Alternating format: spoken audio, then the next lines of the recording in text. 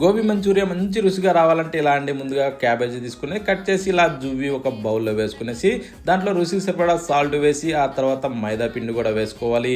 దీంట్లో కారము, ధనియాల పొడి, గరం మసాలా, మిరియాల పొడి, అల్లం వెల్లుల్లి పేస్ట్, ఆ తర్వాత కొద్దిగా ఫుడ్ కలర్ వేసుకునేసి దీన్ని బాగా కలుపుకోవాలి. కలిపిన తర్వాత కొద్దిగా నీళ్ళు అలా చల్లుకునేసి ఇలా కలిపి పక్కన పెట్టి నూనె బాండిట్లో దీన్ని ఉంటలుగా వేసుకోవాలండి.